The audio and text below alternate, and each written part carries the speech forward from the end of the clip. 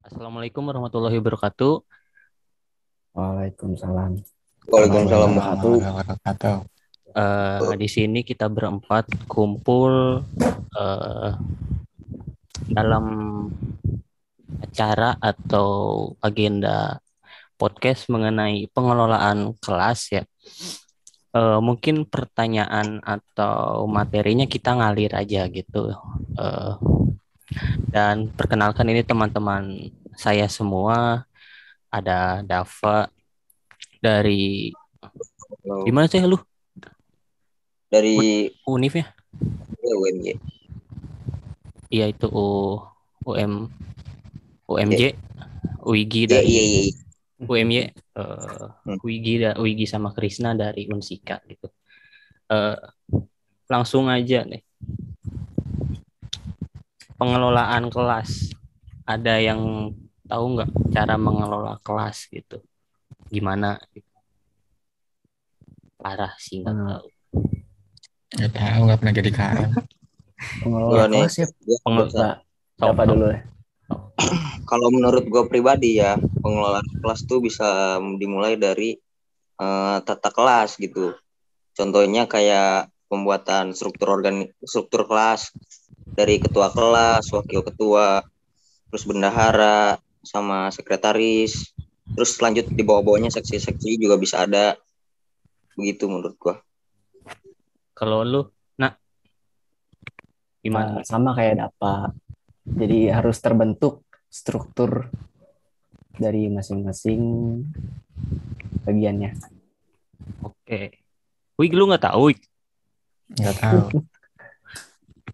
Nah itu kan cara pandang kita sebagai murid ya. Nah kita Iya. cara pandangnya sebagai pengajar gitu. Misalkan lu nih jadi guru nih, nah lu mau ngajar gitu, lu apa yang bakal lu lakuin ketika mengajar gitu?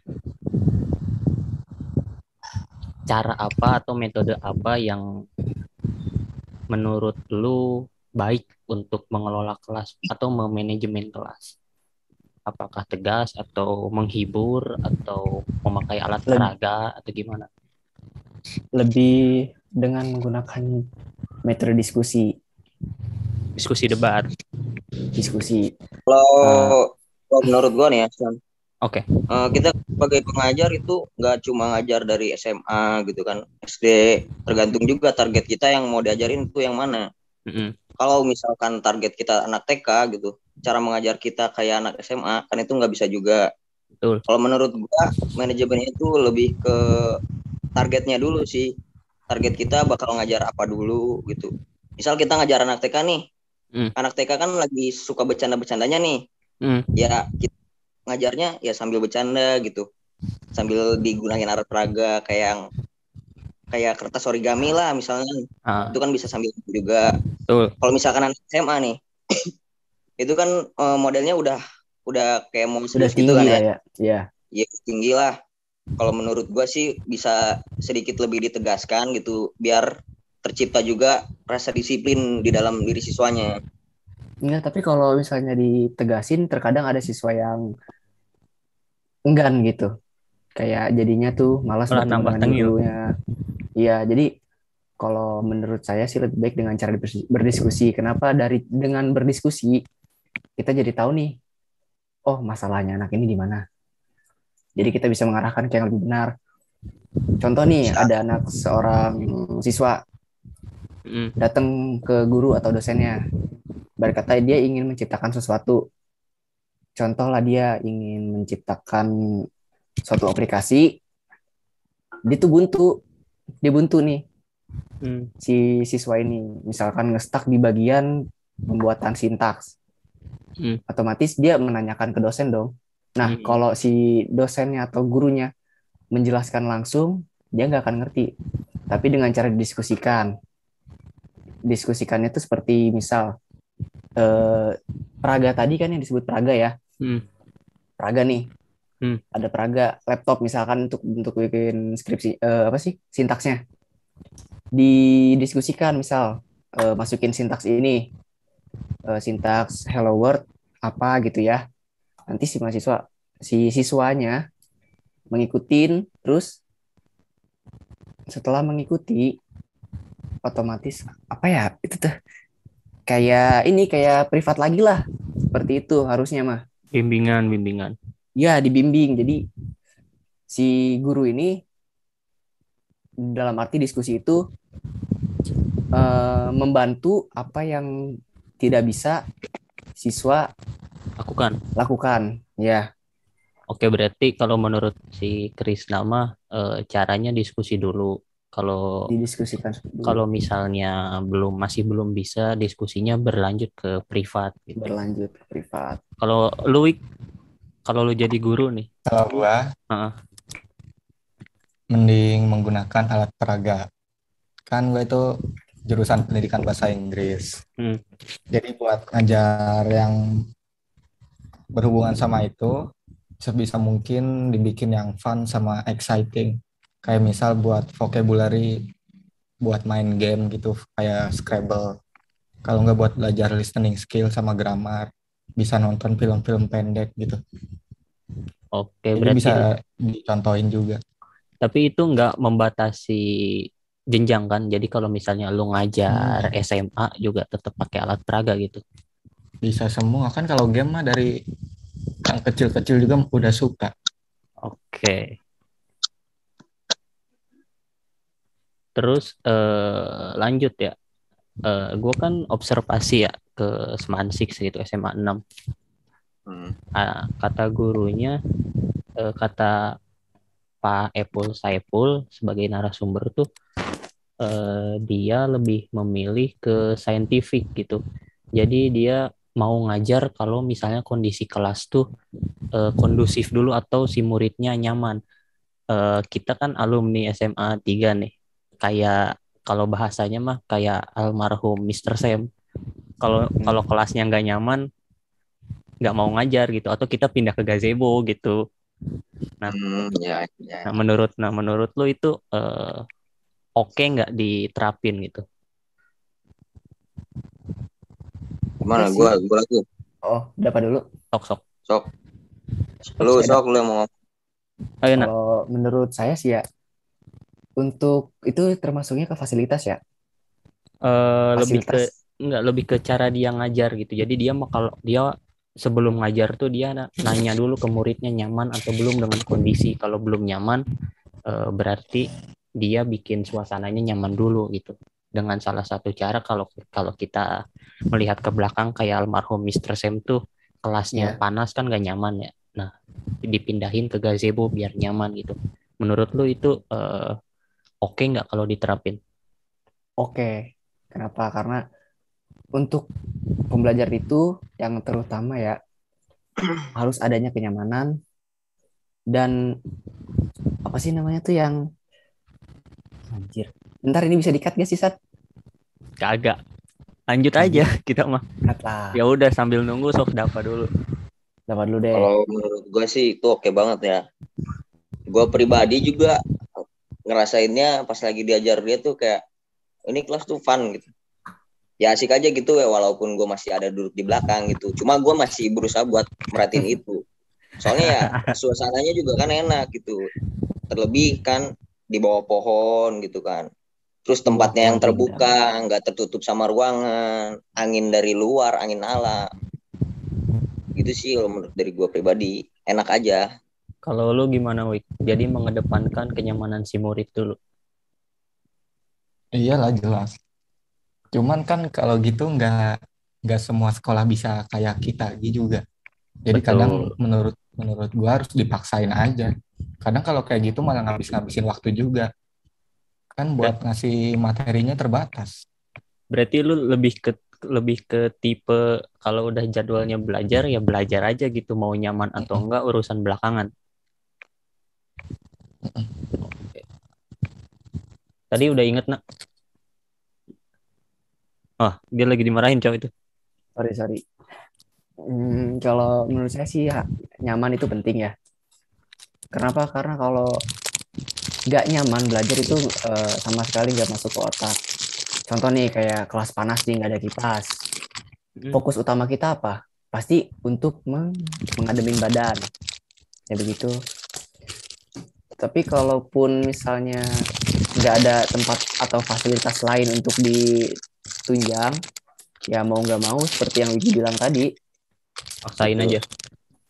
iya paling Berarti ya sambil sampingannya atau kipasan misal atau enggak ya apalah gitu. berarti dipaksakan bukan berarti maksa harus begitu, tapi lebih ke ya udah kita di sini aja, tapi murid terserah deh senyamannya kalian aja gitu. Senyamannya murid aja. Oke. Nah, kan kita ya udah tahu lah, entah itu di SMA, entah itu di SMP, entah itu di kuliah juga kita pakai yang namanya PowerPoint gitu atau teknologi. Kalau menurut lu semua nih, ada misal nih kita permisalkan aja ada guru yang setiap ngajar tuh pakai PowerPoint gitu, dia nggak pernah nulis gitu, baik nggak? Jadi dia masih Agak sih kalau menurut gua. berarti harus diselingin atau harus seimbang atau gimana? Kalau menurut gue sih harus ada selingan kayak ngejelasin teorinya. Kan yang ditaruh di bukan papan tulis, yang ditaruh ke PowerPoint itu kan biasanya cuma poin-poinnya doang kan. Misal nih ada judul poin gitu kan. Jarang gitu misalkan kalau misal PowerPoint dikasih penjabarannya itu jarang gitu. Jadi kalau buat kita ngerti sub poinnya itu ya lebih baik dijabarkan di papan tulis. Atau kita juga masih bisa moto, masih bisa nulis lagi ke catatan kita. Kalau menurut Gitu sih. lu, Wig? Wigi dulu. Oh, iya benar Wigi Kalau dulu. gua sih setuju pakai PowerPoint, malah lebih bagus. Kan di PowerPoint juga bisa apa sih? Bisa nempelin video buat penjabaran-penjabaran gitu. Terus di akhir kalau ada pertanyaan juga kan bisa ada sesi tanya jawab buat dijelasin lagi. Berarti lu nggak Terus masalah juga ya? nggak masalah. Oke, sok lanjut. Di akhir juga itu file materinya kan bisa dikirim di grup kelas gitu. Jadi lebih fleksibel kalau menurut gua pakai PPT. Oke, berarti kalau dari Wigi mah bebas-bebas aja gitu, guru mau pakai PPT terus juga. Kalau dari lu, Nak? Ya sama metodenya. Setuju dengan penerapan teknologi dalam arti penggunaan PowerPoint ya. Setuju. Kenapa? Karena lebih memudahkan guru gitu atau pengajar untuk menjelaskan. Nah, jikalau misalnya ada mahasiswa atau murid yang tidak mengerti bisa langsung didiskusikan atau ditanyakan seperti metode awal yang tadi saya ceritakan. Jadi si guru tinggal menjelaskan apa yang kurangnya aja, sisanya doang. Ya. Iya. Nah, jadi itu penerima pun atau yang muridnya atau mahasiswanya itu pun harus aktif gitu, harus banyak nanya. Jadi jangan diem aja. Karena pengajar pun bingung kalau terus-terusan nyekokin. Iya. Pengajar ya. Nah, kita pindah gitu yang tadi cara mengajar gitu, yang bikin nyaman dulu, terus cara ngajar yang pakai teknologi gitu. Nah, ya kita tahulah yang namanya sekolah ada aja yang murid bandel gitu ya. Kita juga mungkin salah satunya dulu. Nah, kalau apa yang lu lakuin kalau misalnya ketemu atau ngajar sama murid yang wah ini nggak bener nih dia nih, atau bandel gitu. Soalnya kalau kata Pak Epul Saipul ini yang di Seman Six itu dia nggak langsung marahin gitu. Jadi dia cari tahu dulu gitu kenapa muridnya seperti itu. Kalau misalnya emang dia nggak ada alasan gitu tiba-tiba bandel, mungkin baru dimarahin gitu. Nah, kalau lu gimana? Apakah langsung marahin atau emang dari awal udah tegas atau emang cuek bodo amat gitu murid mau kayak gimana? Dari Krisna deh. Kalau untuk murid seperti itu ya dilihatin dulu seperti tadi, dilihat latar belakangnya seperti apa, kenapa dia backgroundnya tuh, kenapa dia bisa sampai bandel seperti itu ataupun nakal lah. Lalu kalau misalnya kita udah tahu nih nakalnya karena apa, kita rangkul pelan-pelan, dibimbing ke yang menuju prestasi lah. diarahkan ke yang lebih baik. Kalau Wigi, kalau lu ketemu murid bandel nih, apa yang lu lakuin? Sama aja kayak Krisna. Kayak Masa? dilihat aja mungkin karena emang dianya nggak suka sama pelajaran kita, bukan bakatnya di pelajaran-pelajaran yang kita jelasin gitu. Oke. Berarti emang ada kelonggaran ya, dalam artian ya kalian berdua lebih membebaskan gitu. Suka ya mangga, nggak suka ya mangga gitu. Kalau mau bandel ya silahkan gitu.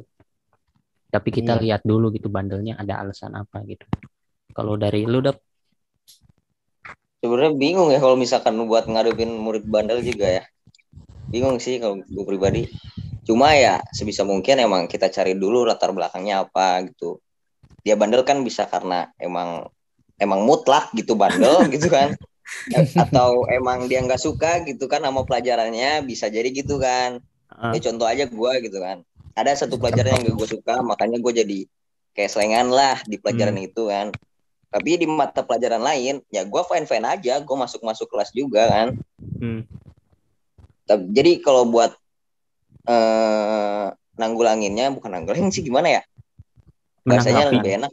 Menanggapi murid yang seperti itu ya, kita ya bisa cari tahu dulu kenapa dia begitu dan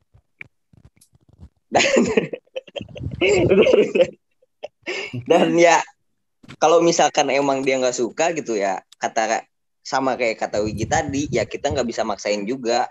Emang mungkin bukan bakat dia di situ gitu. Oke. Setelah itu bisa diarahkan. Ini kalau misalnya bandelnya mencoreng nama baik atau melakukan tindakan yang Nah, tidak itu baik lah, gimana? tercela, itu lebih baik ditegur. Ditegurnya itu ditegur pelan dulu atau langsung Pelan. high? Ditegur, diberi omongan dulu.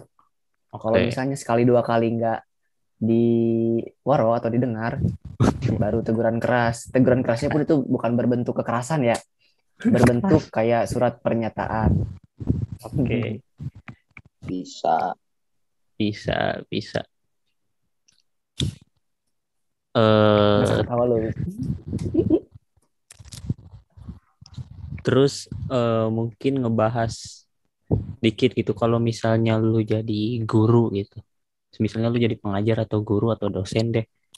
Menurut lu dalam ngelola anak-anak atau ngelola kelas, apa hal yang paling sulit gitu?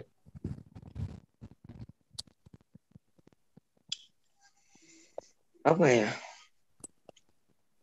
Kalau menurut gua sih ya kurang tahu juga sih, soalnya gua kagak ngajar sih. Tapi kalau gue pribadi gitu ya, buat ngajarin orang ya kadang lebih ribet di metodenya sih. Kayak metode apa yang bakal gua pakai buat murid ini gitu. Oke, lebih berarti ribet ke masalahnya lebih ke cara penyampaian. Soalnya kayak tiap orang kan berbeda-beda Beda. gitu, nggak sama ya. Kalau Wigi, kalau lu jadi guru itu hal apa yang bakal bikin susah gitu? Sama kayak dapat tadi buat metode pembelajaran. Terus sama tadi ngurusin anak yang bandel kayak gitu. Oke. Kalau dari lu nak? Sama sih, karena paling sulit banget untuk melihat karakteristik seseorang. Terus untuk menggunakan cara pengajarnya pun agak bingung.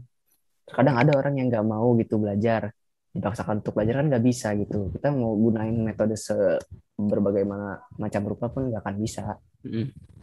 Berarti sesuai dengan hasil observasi gue gitu, kata Pak Epul Saipul ini, hal yang paling susah itu adalah menyatukan karakteristik semua murid jadi satu gitu, karena kan karakteristik orang kan beda-beda ya. Ada yang cuman diomongin udah paham, ada yang harus ditunjukin pakai contoh gitu kan. Berarti setuju lah ya kalian dengan Setuju kalau itu. Setuju. Oke. Ya, udah sih.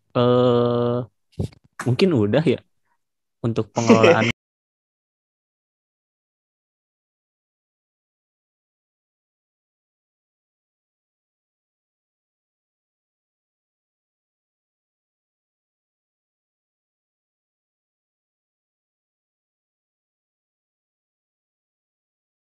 Ya Bisa mungkin di-cut.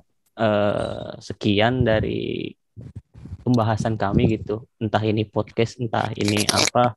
Mudah-mudahan ilmu yang bermanfaat gitu ya. Apa yang kita omongin bermanfaat bagi kalian semua yang nonton. Jadi terima kasih ke Dava, Wigi, Krisna yang udah bisa hadir gitu, udah diskusi. Mungkin saya cukupkan. Mohon maaf apabila ada kata-kata yang kasar atau menyakiti. Wassalamualaikum warahmatullahi wabarakatuh. Waalaikumsalam.